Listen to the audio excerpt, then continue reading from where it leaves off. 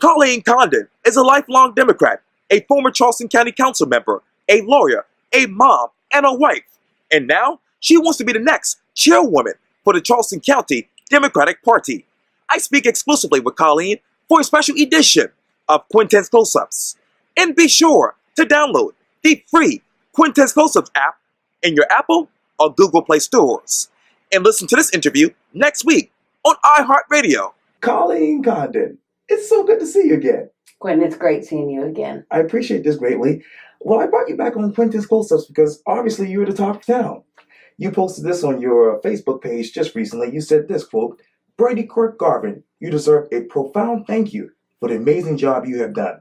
The same goes for the entire Charleston County Democratic leadership team, Elizabeth, Emmanuel, Shakur, Stewart, Eileen, Radia, Richard, Robert, Amber, Ryan, Mimi, and so many others have been terrific in working with Brady to reach voters, gather volunteers, raise money, and elect Democrats. I want to continue to build on that success with that leadership team and serve as the next chairwoman of the Charleston County Democratic Party. Tell me why Colleen Condon, why Charleston County Democratic Party?" Well, I have always been a Democrat and have been very involved in elections. I'm 48, and since my 18th birthday, I've been a registered voter and very active in the Charleston County Party. Certainly, this is an important year. I think it is critical we have a new president. And South Carolina, of course, is an early primary state. Charleston has a big influence on that. We're the first Southern primary. And it is going to be critical this year that we choose the best Democratic candidate we possibly can. And I think I'm the right person to lead the party for the next year as we're going through this. And obviously you have to be impartial if you become the chairwoman for the Charleston County Democratic Party. Exactly. I've been supportive in the past, but right now I want to be able to be focused on the process. To make sure that everything is fair. I've been doing what's called voter protection since I've graduated from law school, where I'm constantly answering hotlines and working in polls to make sure that if someone's being turned away from the poll, that we do everything to properly get them the right to vote and make sure that elections are running fairly. That's exactly what I want to be able to do as the chair of the party, is help make sure that the process is fair with so many wonderful Democrats running that we can get the best candidate who will be our next president. I want to go back to your statement. You said this, obviously, when in regards to Brady. He's been, obviously reaching out to voters, gathering volunteers, raising money, and electing Democrats. How can you reach out to those voters and gather volunteers and raise money and elect Democrats as a chairwoman? Well, Brady has built a wonderful team. And while Brady is resigning so he can volunteer on a campaign, he's built an amazing team. Rod Daniel does so much, and Ryan and Amber. And of course, if I start going down the list, I'll leave off names. But Elizabeth Jordan is our first vice chair. Emmanuel Ferguson, our second vice chair. Shakur Francis. We have so many wonderful volunteers who are already in place. All they need is someone to step in and be able to work with the press and help keep everything moving. And I think I've got the experience to get that done. How many volunteers do you have lined up right now if you were to become chairwoman? Well, the party already has so many. Okay. There are new people coming in. It's wonderful how many people are excited about this upcoming race.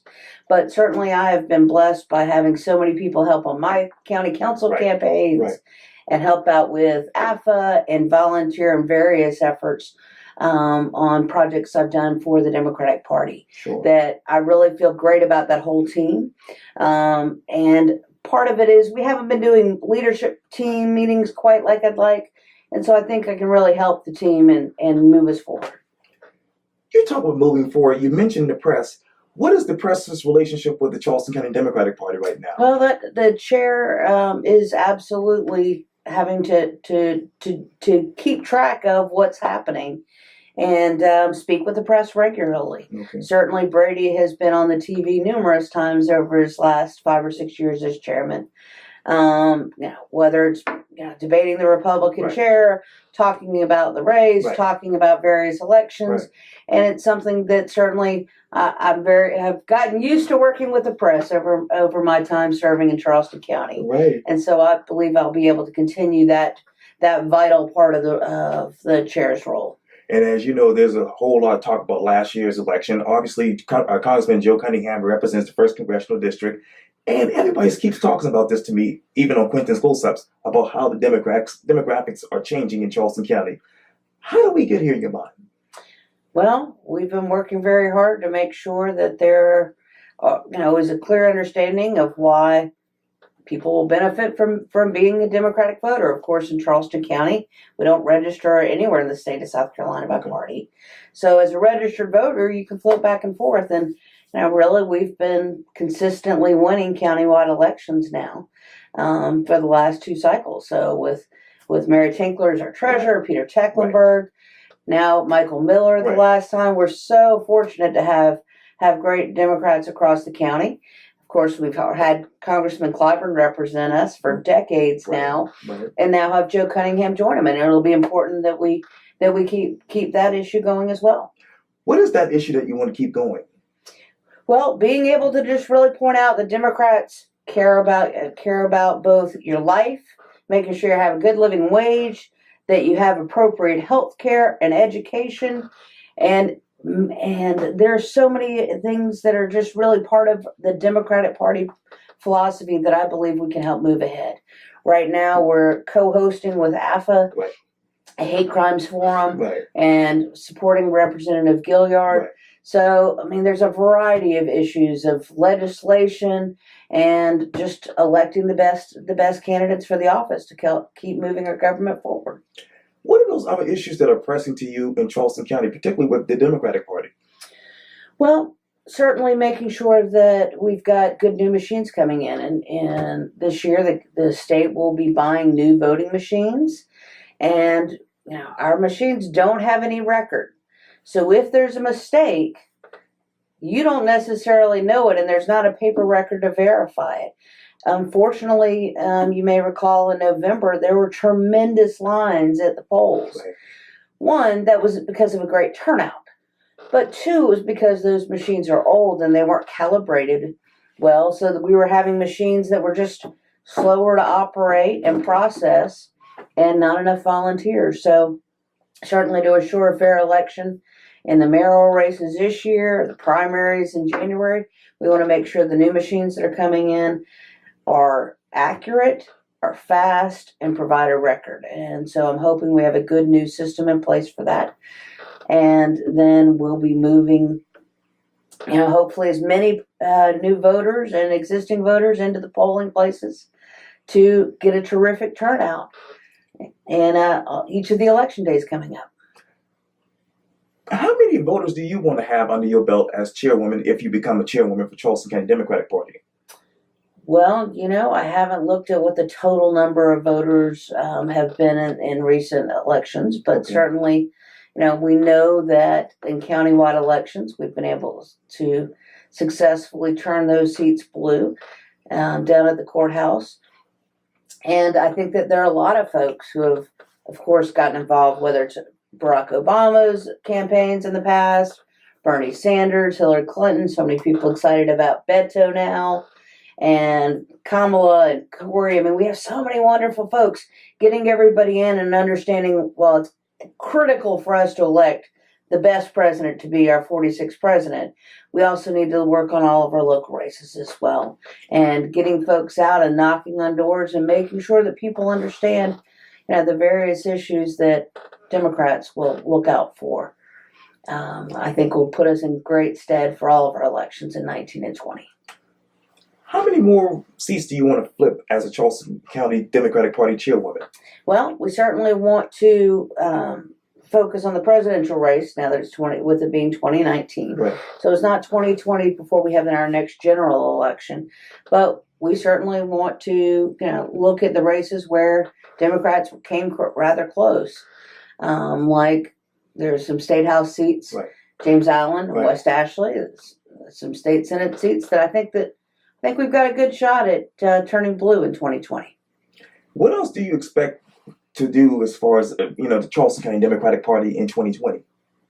Well, for 2020, we want to make sure that we're using our clubs, which have become such a wonderful way for people to share concerns about legislation. I know we just talked about the voting machines, for example, at one of those meetings, sustainability Right. at one of the others, but have those clubs like the North Area Democrats and Sea Island Democrats or smaller groups and help them become as strong as West Ashley Democrats and East Cooper Democrats are. How many more clubs do you want to get focused on?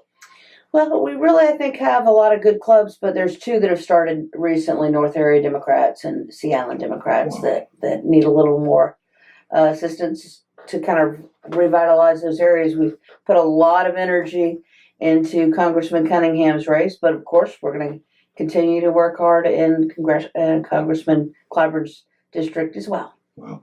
Let me get you back to Charleston County. Obviously, you've been away from Charleston County Council, I believe, probably 2 years. 2 years now.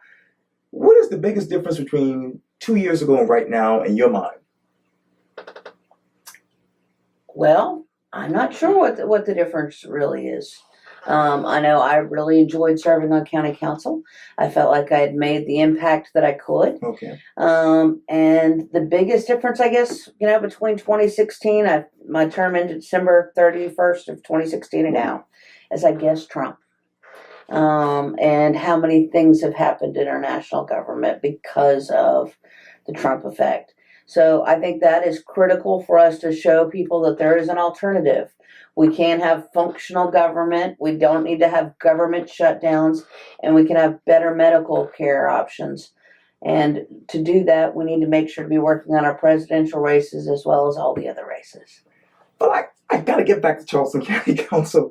When you look at these issues like 526 and the Naval Hospital, what issue still pulls at your heart right now? What of those old issues? What is one of those issues? Which one of those issues pull at your heart? I would probably say recycling. Okay. We had done a lot of great work on recycling, and unfortunately, there have been a couple of stops with getting the new materials recycling facility (MRF) going forward. And so right now they're struggling, and that definitely pulls on my heartstrings that council has that delay right now. But it's something I know that council is still committed to moving forward with it. They just have to get it done. Get it done. Mm-hmm. And let me get back to you with your potential run for Charleston County Democratic Party as a chairwoman.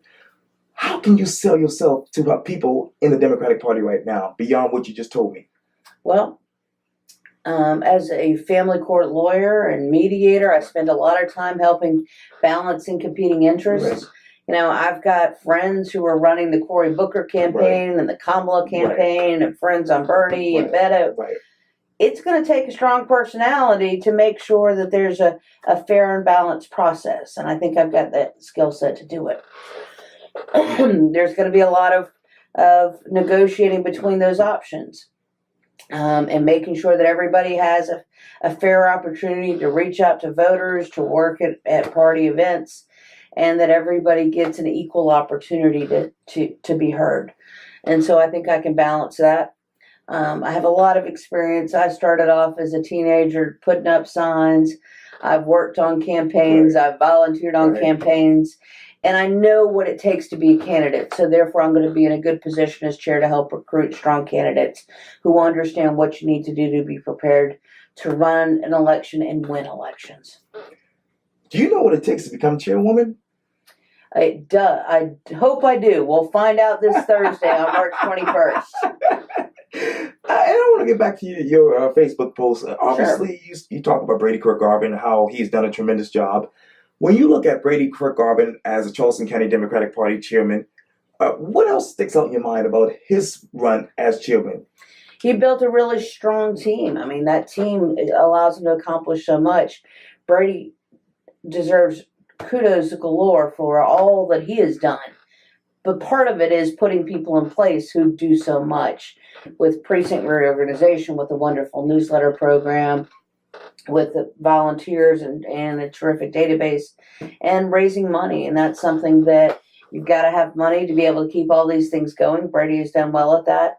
And that's something I'm experienced in as well. I've had to raise money for my council races, for nonprofits, and I've helped donate regularly to the state party, county party, and many candidates during my lifetime. So I absolutely am prepared to continue the great work and raise the money we need to have our best process is to open a new county Democratic Party office Right. in 2019 that really allows all of our volunteers to have a good place to volunteer and reach out to voters.